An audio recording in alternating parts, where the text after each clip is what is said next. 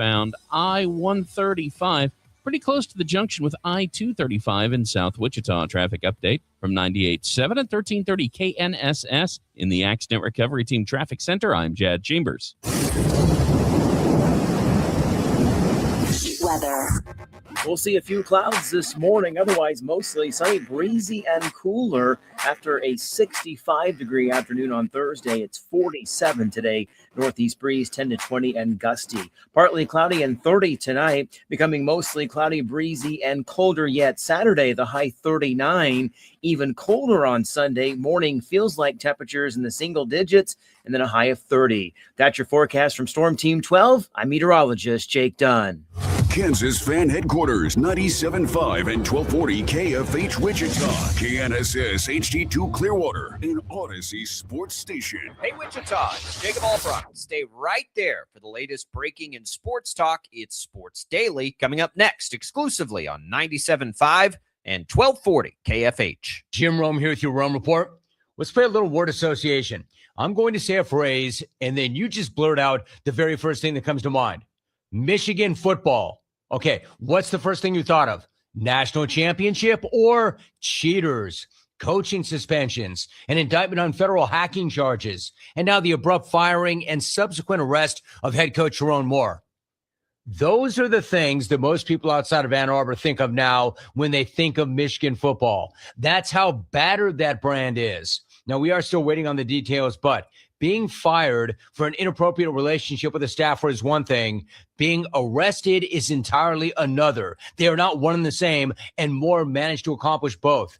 The guy just threw away a dream job that he never really deserved in the first place, and probably even a whole lot more than that. Hope that was worth it, although I already know that it certainly was not. I'm Jim Rome. Remember, you can follow me on Instagram at Jim Rome. 1 in 4 Americans have a disability. I'm one of them. I'm also a working mom who cares deeply about making sure every child with a disability thrives by getting their access needs met. We've got a trusted ally by our side.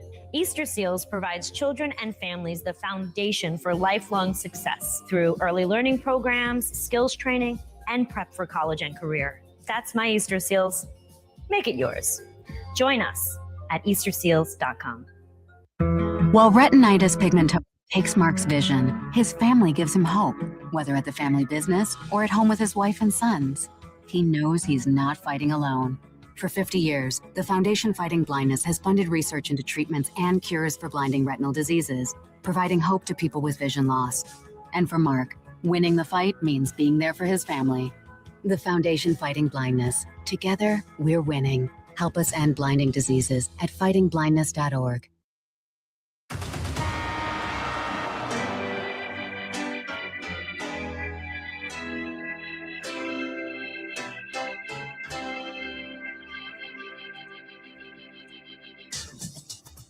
Now, from Wichita's most listened to sports radio, 97.5 and 1240 KFH. This is Sports Daily.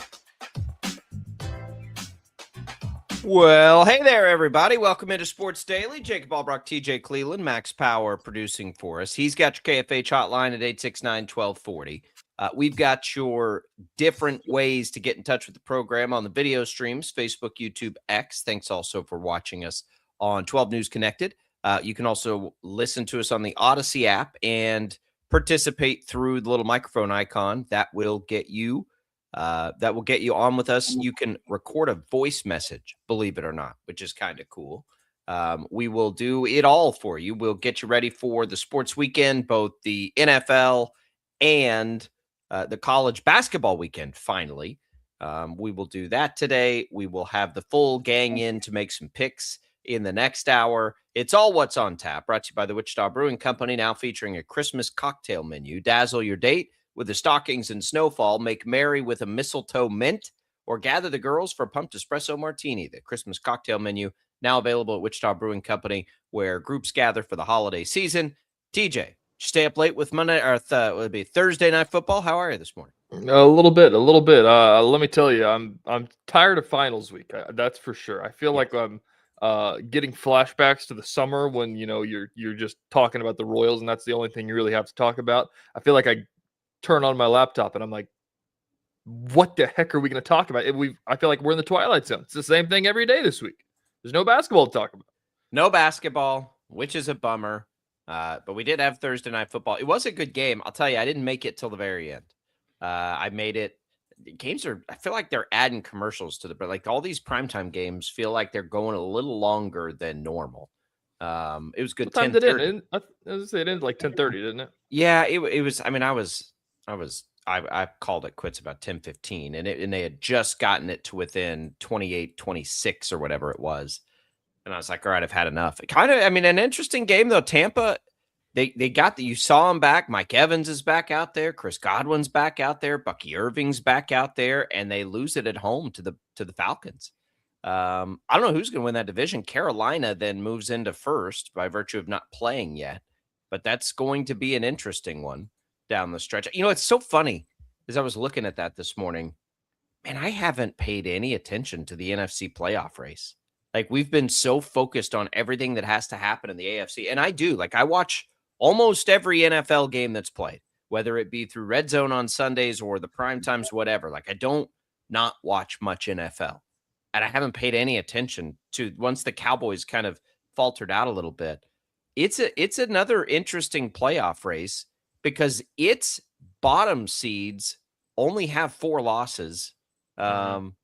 The Lions are on the outside looking in. The Bucks are on the outside looking in. So they're kind of doing the same thing. Like they've got some teams that you look at and you're like, man, and then they have that division. It's the NFC South, like it's the AFC North, where nobody seems to want to run away with it. It's kind of a wild year over there too. Panthers going to make the playoffs? I don't think so. I still think the Bucks will. We'll see what they do this weekend. The Panthers might be the most Jekyll and Hyde team in the NFL. You watch any Panthers? It's like they either get killed or smoke somebody. Yes. There's not much in between it. They beat the Rams. That's what I'm like. And they did have an overtime. When I'm looking now, they've had some closer outcomes, but they've had a lot of 40-9 losses to the Bills, 42-13 losses to the Patriots, but then 30-0 wins. I don't know what to expect. They'll either score a ton of points. They might score 30. They might score 3. They're coming off a bye week against New Orleans. They play Tampa twice, so that'll decide that division. Be cool if they did. Bryce Young might be the most forgotten about number 1 overall pick in a generation. And they played Tampa twice during these final stretch? Yeah. Oh, my gosh. So those will be good. I'll bet you one of those will get flexed into either Sunday or they can't flex into Thursday Night Football. And yeah, can they? I don't think so. Well, Sunday Night Football will probably catch one. Yeah. Maybe it was Monday Night Football they gave a flex. They added a flex somewhere. I think they can do that. I don't think they can make a short week. Okay, so they can get hopefully we'll see one of those. I want to see Bryce Young in primetime. We do forget about him, and there are times where he looks really good, and there are times that he doesn't, though. I like Bryce Young. I was pretty surprised. Kyle Pitts. It's the Kyle Pitts game last night for all those fantasy football players that have been investing their mortgages in Kyle Pitts for about 5 years for no return. If you had him in the playoffs last night, he probably advanced. I saw a tweet from some fantasy account that 7% of his career fantasy points came last night. I mean, it's crazy. I'm in a league I've been in for 30 years, and there was some chatter last night. Like, really, Kyle Pitts is going to choose now to show up in the playoffs because it's going to knock somebody out. I mean, it's that kind of game. But, congratulations if you had him. Good luck this week, by the way. It is the start of the fantasy playoff weeks. This is a stressful time of year. I don't know. I think, life with kids and everything has got me too busy now for it to have the impact on my life that it used to. But for most of my youth and young adult life, fantasy football was the most important, not family thing that I was all in. I mean, I would get the newspaper or the paper articles and get the magazines and just study them all off season when I was a teenager. Just couldn't get enough of it. I love fantasy football. So good luck, everybody, in their fantasy playoffs this week. I've given you my fantasy update. I didn't make it in the Mega League. I'm not in that one. I just missed out on the final spot in that league. But in my Dynasty League, I think we're on year 6. I told you that I had Daniel Jones and traded away C.J. Stroud, and my backups were Michael Penix and Dylan Gabriel. So this week on the waiver wire, I picked up both Riley Leonard and Phillip Rivers. So whoever's playing is my starting quarterback in the playoffs. Not Kirk Cousins? Kirk Cousins killed it last night. Those were literally the only quarterbacks available. So that's the bet. That's the bet that I have been given. Cousins had a big game. We're living in an NFL where Kirk Cousins, Aaron Rodgers, Phillip Rivers. I mean, these guys are going. These guys are going strong. We'll see if Rivers is going strong, I suppose. It looks like he's going to be the guy. Yeah, I think like so. It sure looks like if you look at the practice video that he's getting first team reps. I think we're going to see Phillip Rivers Sunday. And the reps that I saw, he looked exactly like Phillip Rivers has always looked. Like nothing looked any different. He's got that weird arm motion and on the Phillip Rivers side. Yesterday, the newest Madden roster update came out. So they had to add Phillip Rivers into the game. And everybody was like, what do you even rate a guy that hasn't played in 5 years? Like, is he like a 40 overall? Is he like worth a damn at all? What do you make him? It's a little 70. Harsh for a potential future Hall of Famer. But yeah, it couldn't be too high. It would have to be pretty low. God, what a story. Come on, Rivers. Just do something. What if they go on a run? What if they win a Super Bowl? Well, it'll be a great story. We can't quite root for it yet because it still has a potential to impact the Chiefs. But what a story it would be. At least put up some numbers here early. And then if it does come to the point where the Chiefs are eliminated, let's see the Colts make a run. Like let's see Rivers finally get it. I saw the jokes yesterday about Irsay's daughter that's been running everything, on the sidelines. Yeah. That something about like this is going to be the wildest plot twist in this movie that comes out in 20 years about her, where it's like, what's Phillip Rivers doing? Let's give him a call. Yeah. That's got Hallmark movie written all over it. Hallmark, you could do lots of different styles of movie on that one. All right, we'll come back. We'll dig in, look toward the weekend a little bit. We'll get you the latest on Darren Peterson. We haven't talked about that yet. Bill Self has talked this week. So we'll look at that. We'll kind of begin to preview the college basketball weekend. We've got picks coming in the next hour. Fun show today. Thanks to Prairie Fire Coffee for keeping us fueled up for it. We'll be right back.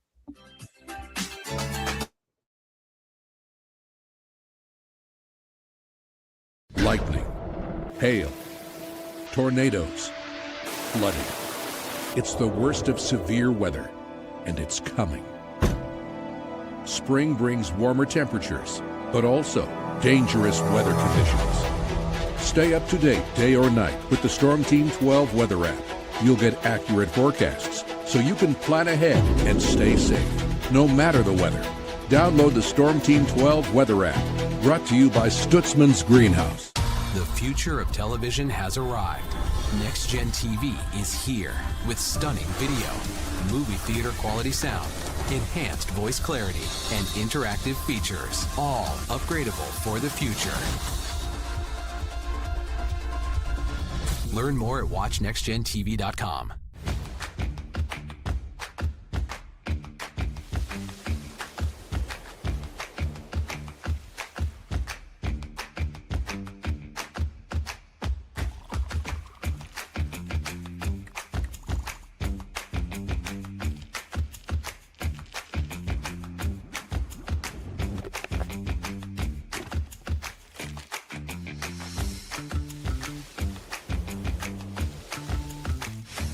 Canvas of our imagination. They tell a story. Clouds affect the events of your day. Sometimes they growl, sometimes they inspire, but they're always the messengers of nature's mood, written in the sky. Storm Team 12 understands the language of clouds. We're dedicated to decoding their message, so you know what to expect. Behind every cloud, there is a story waiting to be told. Trust Ross Jansen and Storm Team 12, alerting you first to the impact on your life. We are following a breaking update. Every day, all day, stream the stories that have you talking near and far. Whoever is behind the wheel of this bus is not stopping. From hundreds of local reporters and meteorologists spanning the country. Chaos here this morning at the UW campus. Search LNL for the all-new Local News Live streaming app.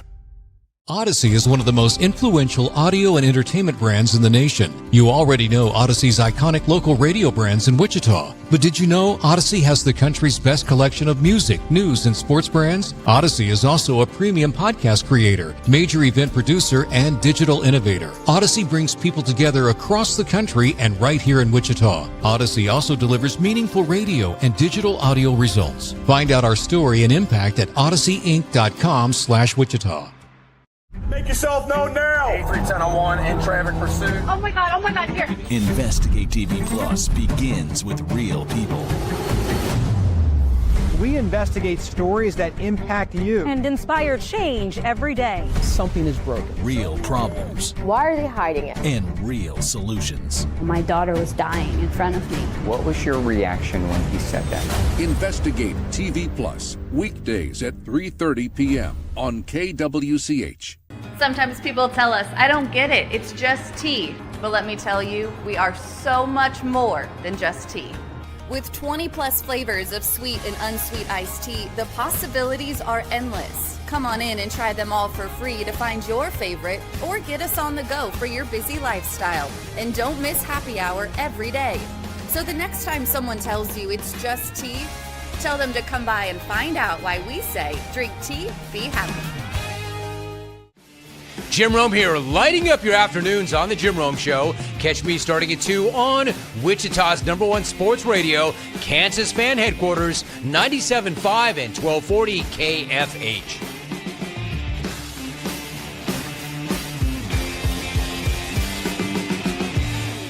Mornings are busy. We're here to make your mornings better. We report the stories that affect you. 3 more hospital lies from contaminated apple juice just a day after the FDA issued a recall. We're here to make your mornings better. Closing east and westbound lanes of K96 for repairs. With 12 News, you're prepared for your whole day. Scattered thunderstorms across the state into the afternoon. Stay a step ahead with 12 News this morning on KWCH and KSCW.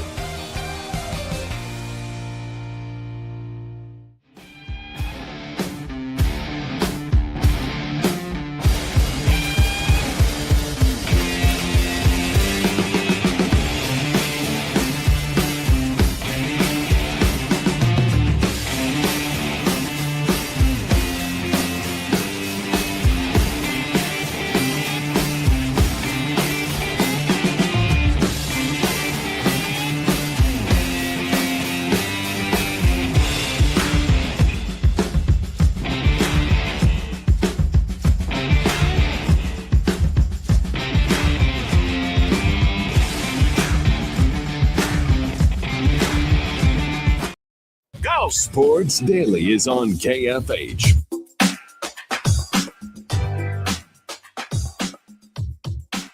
All right, welcome back in, everybody, here to Sports Daily. Glad to be here with you. High school coverage on KFH brought to you by Zentex Remodeling Group. Remodel your bathroom in as little as one day with Zentex Remodeling Group, ZINTEX.com.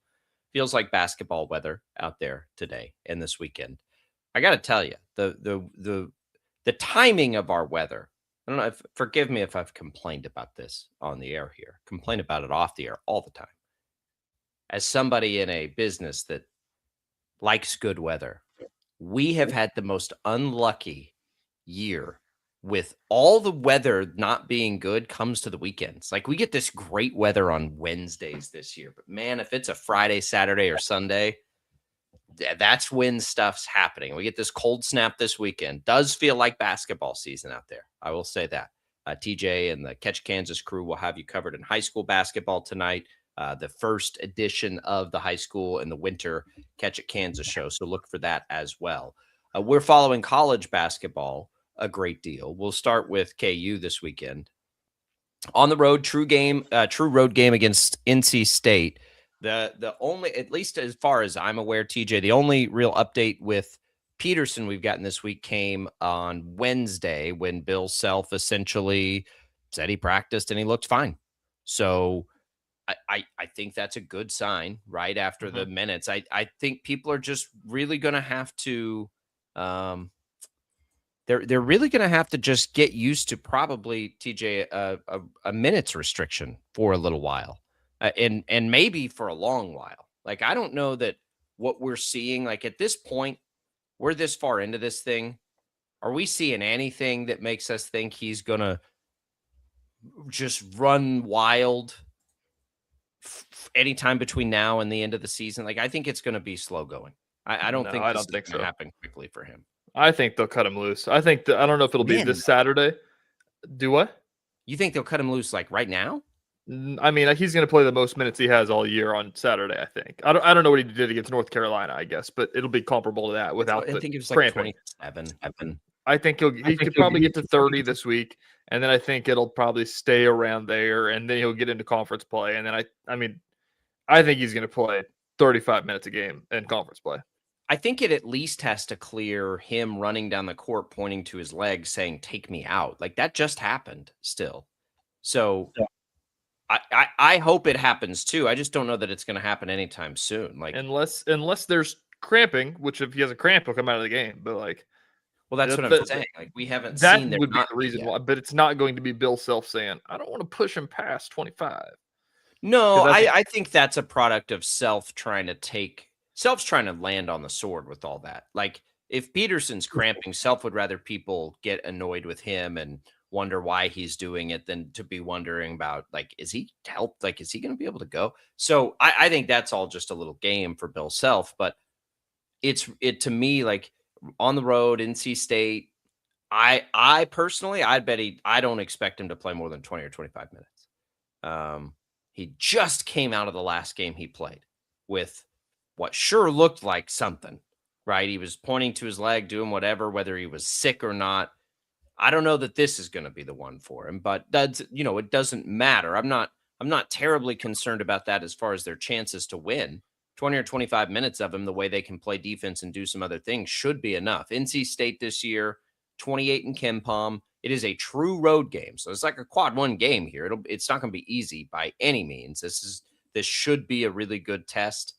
They look like they are a really good offensive team and a decent defensive team. So I do think that favors KU a little bit, right? Their defense ought to be able to shut people down. Bill Self, if you read our guy Triaslata this week, Self thinks this can be a top end defense when in reality they already are a top end defense. But he thinks they can be even better. They're top 10 right now in the country defensively. I agree. I think they can still get better. I think that's what, when we talk about KU and their ceiling, if these guys continue to develop defensively, TJ, and then you plot Peterson in to help the sputtering offense, that's why to me, like it looks like it could go big. It could go real big. And again, why you still keep being careful.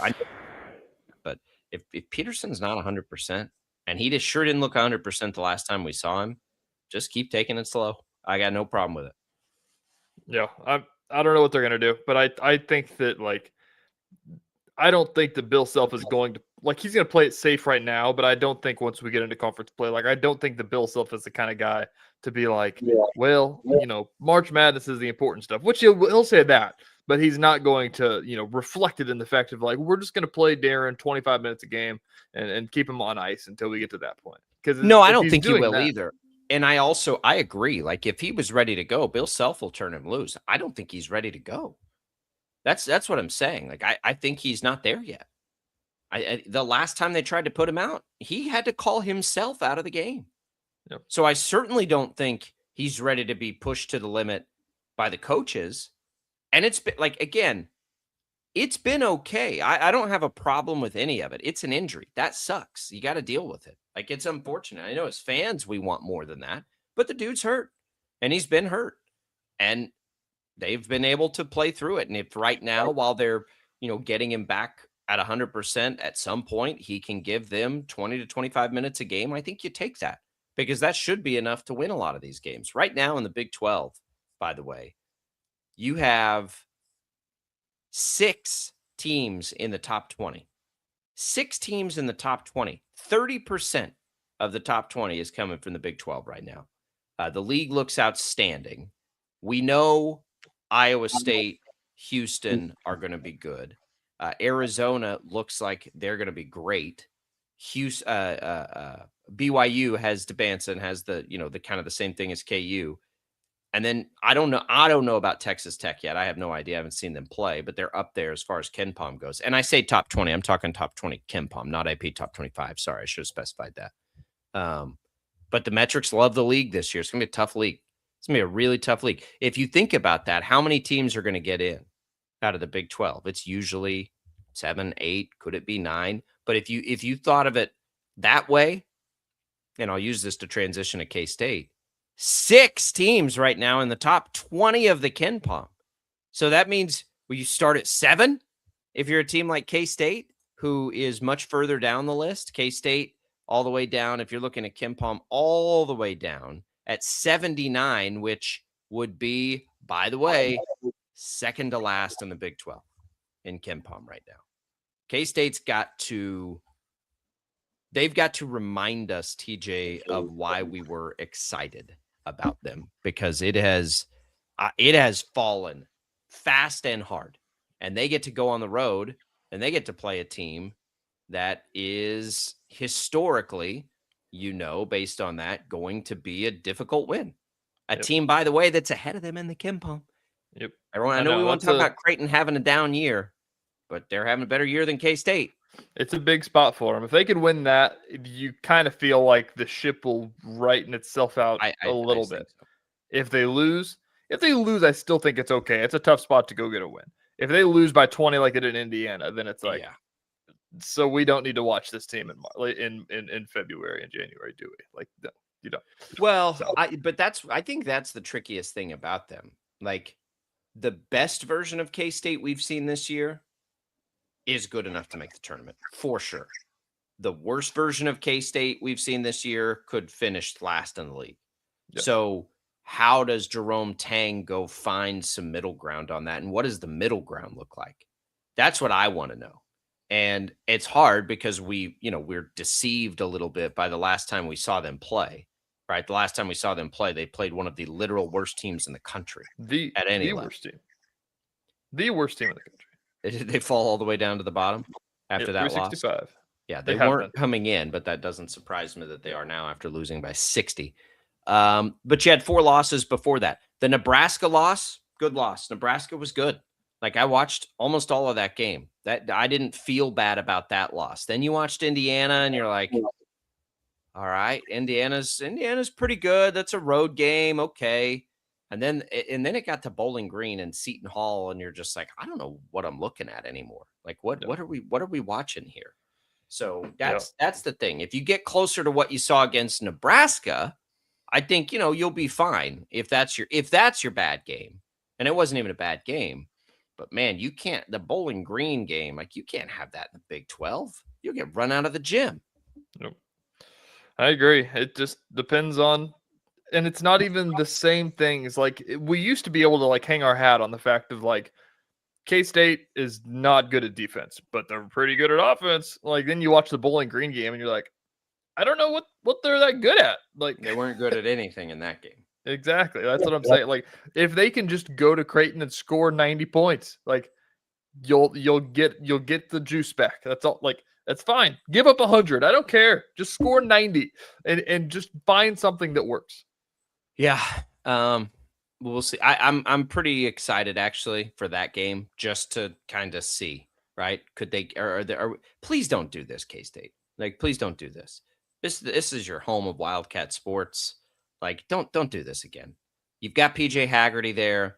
We can all see the upside. We saw plenty of the upside to start the year to really get us excited. Not just like, oh, look, they might be good. Like, they get us legitimately, at least me, excited about this season. Like, man, they look pretty good. Like, man, I think I'm come on here saying I think they could finish top 5 in the Big 12 when we were watching them play early in the year. Well, they've fallen hard from that. Can they get anywhere close to it? They better figure out some offense that doesn't involve PJ Haggerty, or they'll be in trouble. That game. Here's the good thing about this weekend's games. All 3 of them are different times. You can watch, not that, a lot of us have an entire Saturday to park and watch college basketball yet, but you can watch all 3 of these. And it starts with Wichita State at 11. I believe I'll be coaching the Bolts. Yeah, I'll be coaching the Bolts there, so I'll have to catch the I'm end locked of in. the Shocker game. This is one of the no offense to my wife. This is one of the good Saturdays to work because we're going to the DePaul game at 11. Then I'm going to work. Then I'll watch the K-State game at work, and then I'll watch the KU game at work, and I will have data points galore. I love it because these are the ones where people ask what you do for a living, and you're like, well, guess what? This is my job today. Yeah, those are the good ones. Those are the good ones. I am excited. I'll watch the second half of the game as soon as we get home. As soon as we finish up the season. Shout out, by the way, to some listeners. I've seen a couple in the last few days at some holiday parties and things that have told me they enjoy because they're in the same stage of life. The fifth grade girls basketball conversations. That's shout out to the Bolts. DePaul is pretty good. DePaul is exactly who I want to see the Shockers play in this time of year. They're not bad. They're not great, but they're not bad. They're not that far off from where Wichita State sits right now in the metrics. They're what I like about them. So they sit right now, TJ, 130 in the Ken Palm. If you look up and down the American, so we haven't done this in a while. Memphis, believe it or not, is the highest ranked team, even at 4-4. Then it's Tulsa, which is such a fun development. I hope Tulsa's good. That's a great rivalry. South Florida, then Wichita State. They're all inside the top 90. Okay, so that would be so far what we would probably think of as the top end of it. And then UAB and Florida Atlantic are 104, 118. And then and maybe you put them up there too. North Texas then falls. Well, DePaul falls at like 130. So you're looking at DePaul right now based on the metrics, like a mid-level American team. That's what DePaul would essentially be. And when we're getting close to conference play, hosting a mid-level, American team, I think is a really good barometer for Wichita State. I have no idea what that line's going to be or anything else. They don't come out till same day in college basketball. But I think it's one that we can really probably take a lot from. Yeah, I agree. This is one that, you can make yourself feel good about a win here and make yourself, basically wash away everything that happened in the Bahamas. And Wichita State's playing like they did. And I think that the one thing that stuck out to me, I used this on TV last night. We listened to Paul Mills at his press conference yesterday, and I asked him the biggest difference between, going on the road in the Bahamas and losing to three good teams, going on the road in Boise and losing to a good team, and then you go on the road to Northern Iowa and you beat a good team. Like, what happened? Like, what's the difference in that one? He basically said that, like, I told him, like, we can't get out hustled. Like, we play for Wichita State. You can't get out hustled. Like, that's the thing that makes this whole thing go, and it has for decades. And it's before any of us got here. And they did, and that's just kind of they out hustled Northern Iowa. And so you see how much that translates. That's the one thing that you can travel with on the road, basically, is what coaches always preach on. So if they can bring that home here and put up an offensive showing like we've seen in the past, there's no reason to think they shouldn't beat DePaul. I think if you lose, it's a letdown at this point. I think this is a game that you kind of need to win. I don't feel like they have been a hustle issue team, at least to my eyes. Clearly, it's something Coach Mills is concerned about, but I haven't.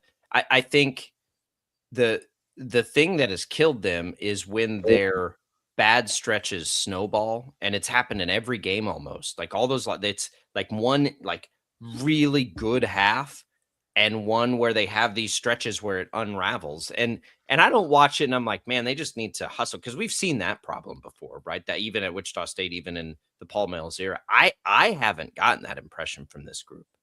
I think they need to maybe get better at getting ugly, right? Like when that portion of the game comes for them, how do you play ugly? Like, it's not going to look pretty. It's not going to be something where we're really excited, but it limits the damage of that part of a game that has, has it happened in every game? At least every game of significance. Every game that they've lost is basically the fact that they either come out and get punched in the face, or they come out and like in Western Kentucky play with their food. I think with the Western Kentucky because you played with your food too long early, and then you just didn't give yourself a chance. The to do what you Northern needed to do Iowa late. game, the same thing happened, but they figured out a way. Yeah. So it was almost like they did get just a little bit better at when it gets ugly, because it's coming. It's college basketball. It's game of runs. We all know that. All the cliches, they're true for a reason. When it gets to that point, how do you weather that storm? And against Northern Iowa, they actually did, right? They got through it. Because telling you, our text threads on that, as that game's happening, were just like, you got to be kidding me. And then they found a way in the end. TJ Williams, he's a great, ugly basketball player. And maybe that's a part of it. Like if things are going ugly, his style, get him the ball and let him go bully ball toward the basket. That's perfect, right? You're not making any shots. You're not doing anything else. What can you do? You can get to the free throw line. And that's where I think TJ Williams has really taken a step forward. And hopefully they can lean into that when things are going that way. All right, let's just hang tight here, everybody. Put the ball in his hand. Let's get him headed toward the basket and see if we can get you to the line. I think they learned something there. We'll see if they carry it over this weekend against DePaul. Yep.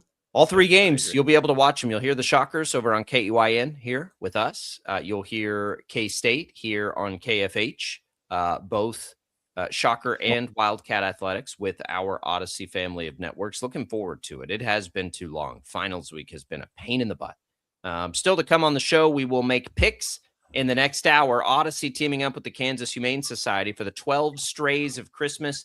Today's stray is Ribeye, a 4-year-old, 45-pound, well-behaved dog who can sit, is leash-trained. Check out the full 12 Strays of Christmas, kshumane.org. You can also donate, kfhradio.com. It's supported by 316 Pet Supplies and XY in downtown Wichita. We're coming right back with more Sports Daily right after this.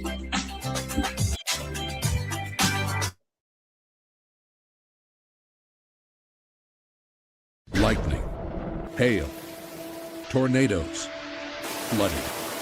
It's the worst of severe weather, and it's coming. Spring brings warmer temperatures, but also dangerous weather conditions. Stay up to date day or night with the Storm Team 12 weather app. You'll get accurate forecasts, so you can plan ahead and stay safe, no matter the weather. Download the Storm Team 12 weather app, brought to you by Stutzman's Greenhouse. The future of television has arrived. Next Gen TV is here with stunning video, movie theater quality sound, enhanced voice clarity, and interactive features, all upgradable for the future. Learn more at watchnextgentv.com.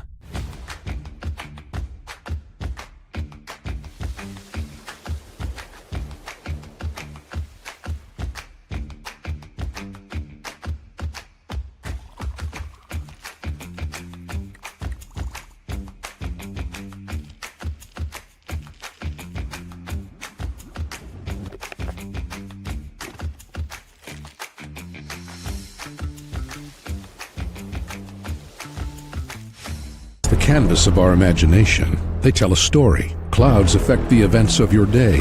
Sometimes they growl, sometimes they inspire, but they're always the messengers of nature's mood, written in the sky. Storm Team 12 understands the language of clouds. We're dedicated to decoding their message, so you know what to expect. Behind every cloud, there is a story waiting to be told. Trust Ross Jansen and Storm Team 12, alerting you first to the impact on your life. We are following a breaking update. Every day, all day, stream the stories that have you talking near and far. Whoever is behind the wheel of this bus is not stopping. From hundreds of local reporters and meteorologists spanning the country. Chaos here this morning at the UW campus. Search LNL for the all-new Local News Live streaming app. Odyssey is one of the most influential audio and entertainment brands in the nation. You already know Odyssey's iconic local radio brands in Wichita. But did you know Odyssey has the country's best collection of music, news, and sports brands? Odyssey is also a premium podcast creator, major event producer, and digital innovator. Odyssey brings people together across the country and right here in Wichita. Odyssey also delivers meaningful radio and digital audio results. Find out our story and impact at odysseyinc.com/Wichita. Make yourself known now. 8310 in traffic pursuit. Oh my God, here. Investigate TV Plus begins with real people. we investigate stories that impact you. And inspire change every day. Something is broken. Real problems. Why are they hiding it? And real solutions. My daughter was dying in front of me. What was your reaction when he said that? Investigate TV Plus, weekdays at 3:30 p.m. on KWCH. Sometimes people tell us, I don't get it, it's just tea. But let me tell you, we are so much more than just tea. With 20 plus flavors of sweet and unsweet iced tea, the possibilities are endless. Come on in and try them all for free to find your favorite or get us on the go for your busy lifestyle. And don't miss happy hour every day. So the next time someone tells you it's just tea, tell them to come by and find out why we say, drink tea, be happy. Jim Rome here, lighting up your afternoons on The Jim Rome Show. Catch me starting at 2 on Wichita's #1 sports radio, Kansas Fan Headquarters, 97.5 and 1240 KFH.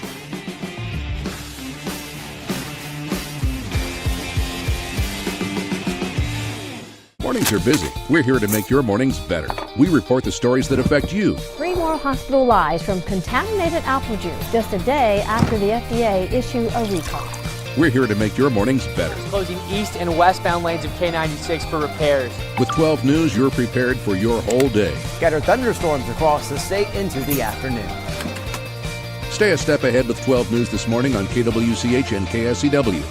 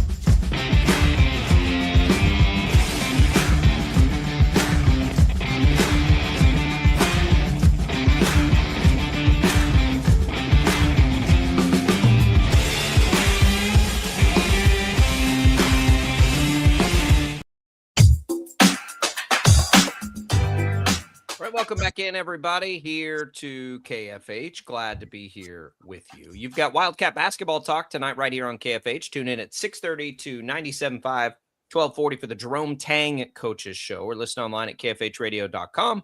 Download the free Odyssey app and search for KFH. If you missed any of our college basketball talk, you can go back and listen on the Odyssey app. Let's also set up a giveaway for you. Headed into the weekend, you want a free cup of iced tea from HTO, either East Wichita, West Wichita, or in Derby. You can text in to win right now.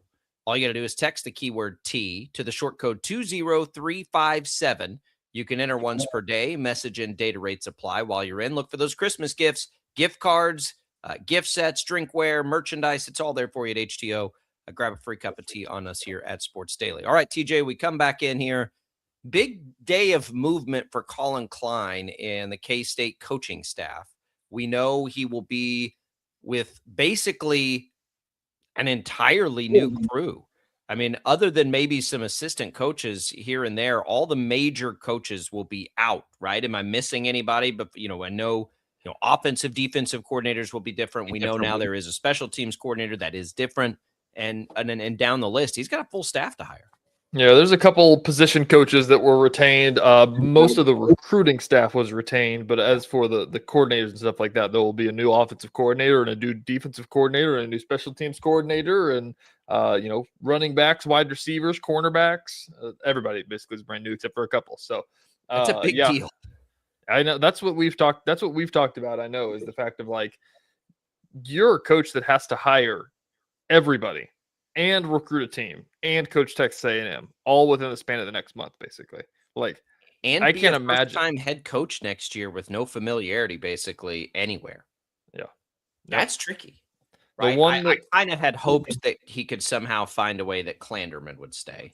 That was the one that was kind of the 50-50. I was like, you could get your own guy, but he also worked with Clanderman at K-State, and he was the DC while he was the OC, and you think that he might. So I think that there may have been a little bit of like, Clanderman just wanting to move on without climbing there because that was his I guy. totally get it. I think it's a little bit of that. I don't think that one was quite as much of like, you don't have a spot here. The rest of them, that may be the case. Yeah, well, a lot of K-State fans are ready to move on from Matt Wells, who was a climbing guy. They're buddies. That was not working. We saw, I don't know. I mean, for us, like we think about Avery Johnson, and that's not fair to only think about Avery Johnson. Like Dylan Edwards got hurt. What would he have done? We don't know. But with Avery, I don't buy into, a lot of people think he regressed. I don't think he regressed. I think he probably stayed more level. He did a lot of things as a passer, I think, that you like and that look good. He didn't run early on, whether it was fear of injury by design, whatever the reason was. He started to a little bit later. I'm so excited if he comes back to get him back with Colin Klein. That's the guy that they obviously connected early on. I don't know if you'd ever, maybe we will. If Avery Johnson stays, I hope we get a chance to ask him the question, like how much of coming to K-State had to do with Colin Klein in the first place, right? Because we know he was involved in the recruitment on that. I mean, I'd say heavily involved. Yeah, I'd say so much so that there was talks about him leaving whenever Colin Klein wasn't there. Like it's a big deal for him, especially, he grew a really good relationship with him, and being a quarterback that played at K-State and being in a Heisman finalist conversation and everything like that. Like that was a big allure to get him to K-State. And I think that once he got there, I think that Avery, kind of fell in love with Coach Kleiman and fell in love with a lot of other stuff. And Avery liked Matt Wells a lot, is the other part of this as well. But I think that Colin Klein is a big deal for him. So I don't know. Yeah, I mean, look, I think he liked Matt Wells too. I also think Matt Wells was the easiest, like, okay, something needs to change here. We'll see on Avery. I kind of am afraid that we're all just assuming he'll return now that Klein's back, and I don't think that's a safe assumption yet. I hope so, because from the beginning, I think we've said, like all I want really is for Avery to develop at the highest rate that he can next year, whether that's in Manhattan or not. Right? It's not normal for us with a recruit because we're at a local level with what Avery does. So I just want him to be the best he can be. I think the chances of that happening now at K-State are higher with Colin Klein. I agree. Now I kind of want to see him stay. I'm not going to be, he still has a big, important decision to make with that. And right now, like, I don't know how much of these conversations you can have yet because you're trying to hire a coaching staff and do all these things if you're Colin Klein. But top priority is to go get some playmakers. Like, who wants to come here and play at a top level offense? This is something Colin Klein should be able to utilize on the recruiting trail, right? Look at what we just did at Texas A&M. Look at what I did for Will Howard when he was here. Look at Avery Johnson's freshman year. Like, look at all of these things. Come to K-State. Let's have a special year on offense. You need what they need. 2 more of those guys. See if you can get Jace Brown to return, right? That's on the table, I think, isn't it, from what we've understood? I have no idea. I don't think anybody has any idea on Jace Brown. But we have this conversation with him every offseason, and then he's always back. He's stayed. Do it. He's been there 3 years now? Same as Avery, yeah. But I think every offseason we have the same question with him. I mean, last year, the people were reporting that he was going to sit out and redshirt and leave and everything like that. And I think that there was conversations had. We talked about that with, Fitz last year about, K-State said, listen, why are you doing that? Like, we'll get you some more. Stay here. And they convinced him to stay. And now it's like everybody that he grew up around, I don't think that he has the loyalty to Colin Klein like Avery does. I bet he does. I mean, Klein was the guy there. Klein helped recruit all those guys. They put together those classes with Klein. They need, and if it's not, whatever it is, like, we're going to like the tight ends. Maybe the running back room is fine now. They need maybe 2 more big time weapons to install into the offense. And I think it could be enough. And I think with K-State and Klein and a reinvigorated, probably booster base right now, you could find what it takes to go get some dudes. Just go get a couple dudes, right? And I think you'd be working. But that also brings in no Clanderman. What does the defense look like next year? I think the general consensus is the line should be okay, right? They've developed and they should be okay next year. What's that defense going to look like? Yeah. That has been like steady Eddie for K-State for a long time with Clanderman. New coordinator can be a massive change now. What do they go do, find, get? I don't know. I do like Weber coming in as a special teams coordinator. I think you and I have been anticipating a lot of those kinds of hires. And that one's great because he's been able to go have his chops and do some things. But we don't just need a big family reunion here either. Like, you got to be careful with that stuff. I agree. They've got 2 so far. I mean, they've both got the chops. The GM, Trey Scott, was the other hire yesterday, and he was one that which I didn't even think about. He shared a quarterback room with Colin Klein back in like 2010. So that's pretty cool. But he's worked within the NFL for 11 years. He was a player agent for 3 years. Like that, screams somebody that can negotiate NIL deals and somebody who can, help land guys on rosters and everything like that. But, they basically said he will help Coach Klein with roster composition is basically his role. So whatever that means of, the NIL world or the transfer portal world or the recruiting world, I'm not sure where he fits into all that, but you'd think that some guy that's worked in the NFL for 11 years has to help the staff. Yeah. I mean, we don't know what these guys are going to do anyway. We don't know what GMs are going to do. We don't know what latitude they're going to have in the sport, let alone from place to place. I do think they're important positions right now because you do have to have somebody that can take a look at it at minimum, just like, here's our total pool of money. Here's where it's being allocated. Here's what we have left to work with, to go out and recruit with. That's too much for a head coach to have to try to do. They don't do it in the NFL. And if they do try it in the NFL, it almost never works, right? It almost always fails. So it's an important position. And by the way, athletic directors don't have time to do it either. Athletic directors also have like 12 other sports they're trying to navigate. So it's the right way to go. It's this new trend in college athletics. And in a lot of places, it's just kind of been figureheads, right? Is Shaq going to come be somebody's GM? I think it's more important than that. Like, it needs to. Isn't Shaq actually somebody's GM? I think so. Yeah, I think like he is. Sacramento State, I think. Yeah, like there are those out there, but I don't think Shaq's got the spreadsheet out. But I think you need it now until they figure this out. Like, you have to look at it and say, here's what we've got.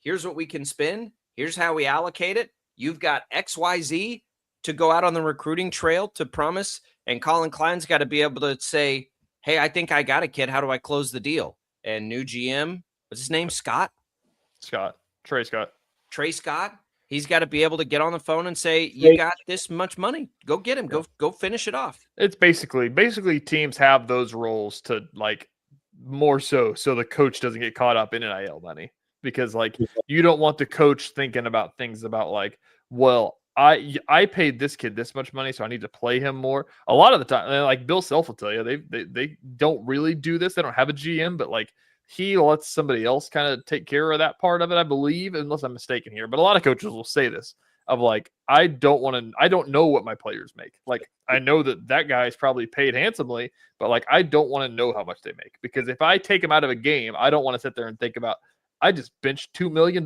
Like, I just lit $2 million on fire. Like, coaches don't want to deal with that. Yeah, that would surprise me. But maybe, I think with Bill Self, look, college basketball is different. Like, Bill Self's very aware of what it's taken to get Darren Peterson to come to Kansas. And he's very aware. He's got 8 guys to worry about, not 80. I think it's a bigger deal in football. Yes. And he's going to be very good at the things that allow a guy like Darren Peterson to come play at Kansas. Like, that's a part of Bill Self's wheelhouse, I think. Like, he's very aware of that stuff. He's very aware of the process. He's very aware of how to deal with all the different parts of players like this and what it's going to take to, to make that work. And by the way, I do think it's working right now with Peterson. I think he just has an injury that sucks, that's annoying. But I think Bill Self, he hasn't handled it well as far as us getting the information we want. But Darren Peterson, every time he gets a chance to get out there, is awesome. And he looks like body language, dude looks the part. So Bill Self handles it fine. Can Lance Leipold handle it times 10? No, I wouldn't want him to. That's all you do. Yep. Like, you wouldn't even have time to coach if you got caught up in it. So I hope these GMs do a good job. I hope they help these coaches not, find their breaking points as quickly as we've seen coaches and now Chris Kleiman find it. But we'll see. Those are the two hires yesterday. Yeah. Defensive two and guys with offensive connections to coordinator. the program. Defensive and offensive coordinators are ones that nobody like. Stanton Weber was one that, and both of those guys were kind of ones that were like, this makes too much sense not to do. Defensive and offensive coordinators, like, what is he going to do? We were joking yesterday. What if Klein goes after Kotelnicki? You want high drama? K-State KU fans just vomited a little bit. They're so hopeful that Kotelnicki will come back. I am too. But I give him a call. If I'm calling Klein, I'm giving him a call. Hey, bud, you want to come on back? Come right back. We will with more Sports Daily.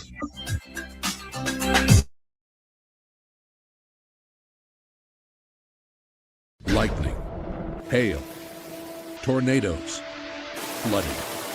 It's the worst of severe weather, and it's coming. Spring brings warmer temperatures, but also dangerous weather conditions. Stay up to date day or night with the Storm Team 12 weather app. You'll get accurate forecasts, so you can plan ahead and stay safe, no matter the weather. Download the Storm Team 12 weather app, brought to you by Stutzman's Greenhouse. The future of television has arrived. Next Gen TV is here with stunning video, movie theater quality sound, enhanced voice clarity, and interactive features, all upgradable for the future. Learn more at watchnextgentv.com.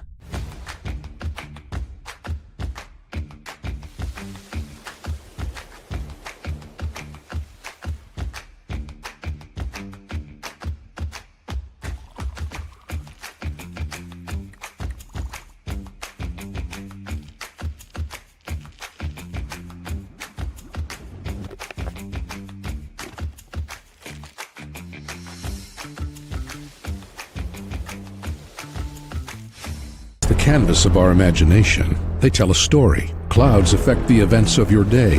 Sometimes they growl, sometimes they inspire, but they're always the messengers of nature's mood, written in the sky. Storm Team 12 understands the language of clouds. We're dedicated to decoding their message, so you know what to expect. Behind every cloud, there is a story waiting to be told. Trust Ross Jansen and Storm Team 12, alerting you first to the impact on your life. We are following a breaking update. Every day, all day, stream the stories that have you talking near and far. Whoever is behind the wheel of this bus is not stopping. From hundreds of local reporters and meteorologists spanning the country. Chaos here this morning at the UW campus. Search LNL for the all-new Local News Live streaming app. Odyssey is one of the most influential audio and entertainment brands in the nation. You already know Odyssey's iconic local radio brands in Wichita. But did you know Odyssey has the country's best collection of music, news, and sports brands? Odyssey is also a premium podcast creator, major event producer, and digital innovator. Odyssey brings people together across the country and right here in Wichita. Odyssey also delivers meaningful radio and digital audio results. Find out our story and impact at odysseyinc.com/Wichita. Make yourself known now. 83-1001 in traffic pursuit. Oh my God, here. Investigate TV Plus begins with real people. We investigate stories that impact you and inspire change every day. Something is broken. Real problems. Why are they hiding it? And real solutions. My daughter was dying in front of me. What was your reaction when he said that? Investigate TV Plus, weekdays at 3:30 p.m. on KWCH. Sometimes people tell us, I don't get it, it's just tea. But let me tell you, we are so much more than just tea. With 20 plus flavors of sweet and unsweet iced tea, the possibilities are endless. Come on in and try them all for free to find your favorite or get us on the go for your busy lifestyle. And don't miss happy hour every day. So the next time someone tells you it's just tea, tell them to come by and find out why we say drink tea, be happy. Jim Rome here, lighting up your afternoons on The Jim Rome Show. Catch me starting at 2 on Wichita's #1 sports radio, Kansas fan headquarters, 97.5 and 1240 KFH.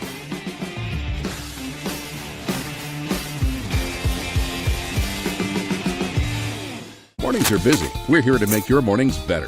We report the stories that affect you. 3 more hospital lies from contaminated apple juice just a day after the FDA issued a recall. We're here to make your mornings better. Closing east and westbound lanes of K96 for repairs. With 12 News, you're prepared for your whole day. Scattered thunderstorms across the state into the afternoon. Stay a step ahead with 12 News this morning on KWCH and KSCW.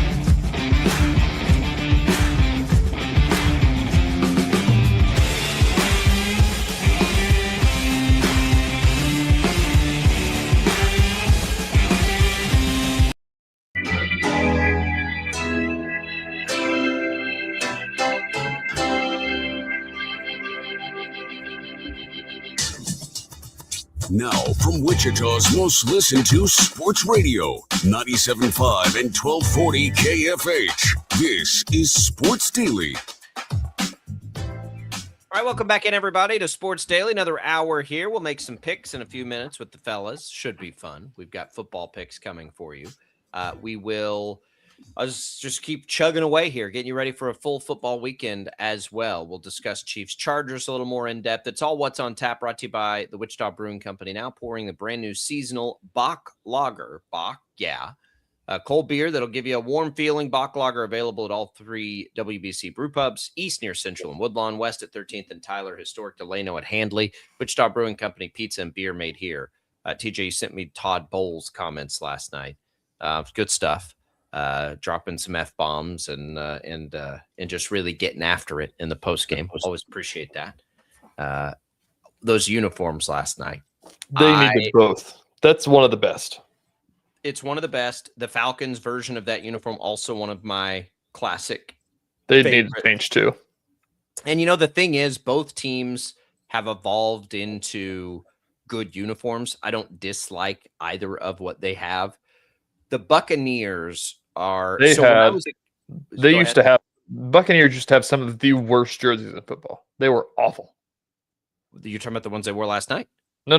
The ones last night were great. They used to, whenever Jameis first got there, that era. Oh, yeah. Those were they got rid of those real quick. So I forgot about those. The version they have now, like the ones they wear, that was the version. So when I was a kid, so you have the Cowboys dynasty, right? And I was probably, I would have been 7, 8, 10 years old, that age. Well, after that was a nightmare. And so here I am, this middle schooler, so fed up with the Cowboys that I decided, because I loved Warwick Dunn in college, played, he's a little guy like me. And then I was like, you know what? I'm going to be a Bucs fan. And for 10 years, I was a diehard Bucs fan, had a starter jacket. It's right as they transitioned into the uniform they have now, right? They changed.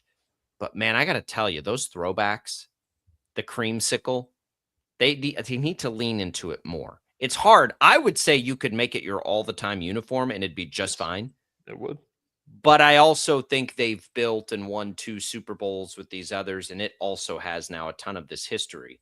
It should at least be half the time. They're so They good. should. They need to just rebrand it and just like just go back to that. Get the old Buccaneer with the Because the mustache. all whites with that, or that creamsicle pants also is a great look.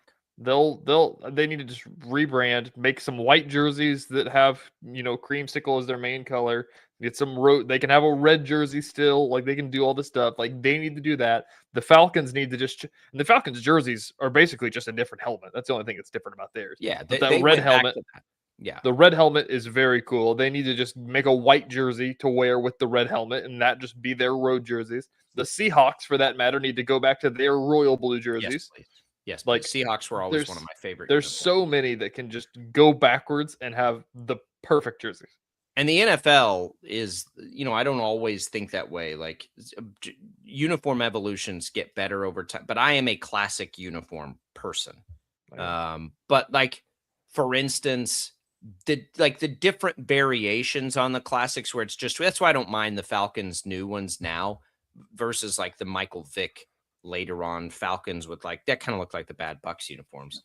The Chiefs though, I got all the respect in the world. Chiefs have never messed with it. And I think that's awesome. And everybody's wanted them to put in a yellow jersey and a black jersey, and they won't do it. The only thing you could ever do if you were going to do anything, and I don't think they should, is wear a black jersey.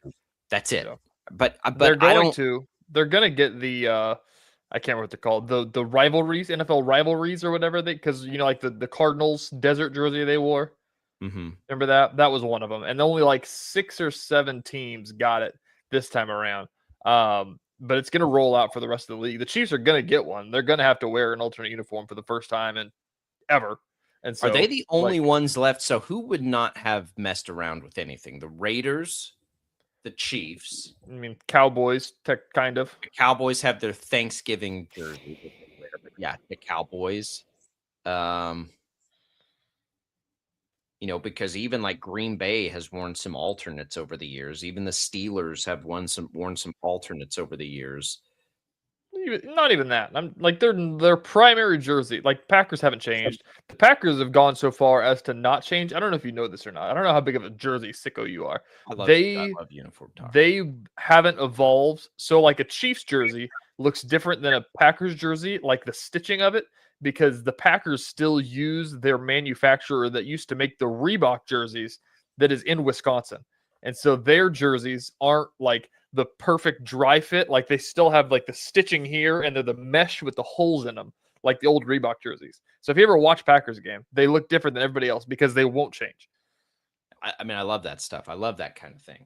I think it's really cool. But yeah, shout out, hat tip to the uniforms last night in Thursday Night Football. They were immaculate. They looked so dang good. And it popped into my head because I'm watching Todd Bowles blow a gasket in creamsicle colors. And he just looks so cool. Yeah, God, it's great stuff. I'm a big uniform guy. I like, especially in a world. I was very much. I loved whenever the NBA started rolling out the City Edition jerseys, and I was like, this is so cool. And now teams don't even wear their normal jerseys, and that drives me bonkers. They don't even have normal jerseys in the NBA anymore. There are a few teams. I love an alternate jersey, and I'm the biggest jersey snot. In baseball, I could talk about it for hours and stuff like that. But like, we're at the point now in the NBA where like the playoff cup game, like people wear like white on the road now. Like it's like this is off the rail. We've lost the plot. What are we wearing? Speaking of baseball. Winter meetings. Royals haven't done much. They signed Lane Thomas. I actually like Lane Thomas, but that's not the move that they're going to. That's not the move. That is just a move. Yeah, I do like Lane Thomas though. Yeah, I dug more into it last night. He has historically, outside of 2025, has hit lefties pretty well, and so he's basically going to be your platoon guy to swap out with blank. He's got some upside too. Like he does a lot of things well. So I don't mind that signing at all. Nothing else though, right? And like that's a little surprising. I would have guessed that this would have been the spot where they make the trade, the winter meetings. now I'm like, okay, well, those are almost over. Like, what are you going to do now? Like, you've got, I mean, I suppose you can run into the season with that and just hope for the elephant in the room for the Royals and our negativity of needing to add a bat is they still do have a lot of young players who could take a step forward, similar to what Michael Garcia did last year. Jack Caglione, most namely, like they could grow enough in the, but I'm not comfortable with that when you have so much starting pitching depth to trade away and you have most of your bullpen coming back. Like, I really think they could strike while the iron's hot on that. And maybe they can still go get a guy like Adolis Garcia and not have to lose anything, but maybe they still can. One trade rumor that's constantly out there and apparently still is Tarek Skubal. I'm surprised that the Tigers franchise, who has a history of spending money, right? Miguel Cabrera, Justin Verlander, all those years. Like, this isn't some small market, never spend money team. I'm a little surprised at all the Skubal trade rumor talk. I mean, he would get you a haul. I get it. And they do have a lot of starting pitching. But that guy, why would they trade Tarek Skubal? Depends on your window, I guess. How do you think you're going to be good enough to make it worth your while? Why isn't he a part of every window for them? That's an organization that spends money. It is, but if you're not going to, if you don't think that you have a chance, that's what the whole bottom line is about. What do you mean have a chance? They've been in the playoffs 2 straight years. I agree, but I mean, that's the only reason that you would. That's me answering your question. I don't know why they would think that, but like, they've got a lot of young talent. They've got, they had the number 1 pick in Torkelson, who's been playing in the bigs for 4 or 5 years now. Like, they could, I would imagine they must not think they have a chance to keep him in free agency. Like, that's the only, they must just know, like, we're not going to be able to keep him in free agency. So do you trade him now or do you trade him in the middle of the season? Rick says they won't spend that kind of money. Rick, they have. They signed Miguel Cabrera. At the time, he was the best player in baseball. They have spent money historically. Justin Verlander was the best pitcher in baseball for a long time. He's a Tiger.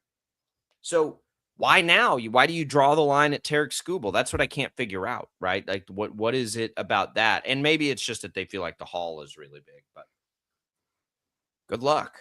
Trade I hope they do. I hope the Royals, who follows the Royals, I would love for him to trade Tarek Skubal away, right? Get him out of here. Get him out of the division. Maybe the Royals should trade for him. No, they shouldn't do that. That would not be a good move for the Royals. It would not. It would take everything they have down on the farm. And for a team that has 8 starting pitchers. Right. You'd have to trade 4 of them to get Skubal. Yeah. Texas Rangers are a team that should trade for Tarek Skubal. Man, what a weird time in baseball. Come on, Royals, do something. Get us excited. We're going to come back. We'll be excited to make some football picks. TJ's got the receipts. It's big news in the football picks world. We'll tell you what it is next.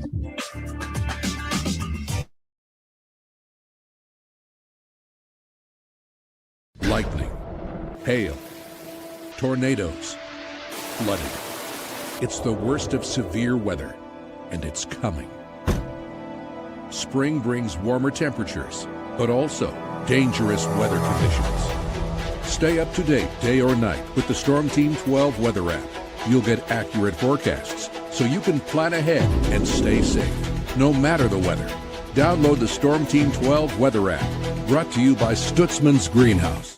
The future of television has arrived. Next Gen TV is here with stunning video, movie theater quality sound, enhanced voice clarity, and interactive features, all upgradable for the future. Learn more at watchnextgentv.com.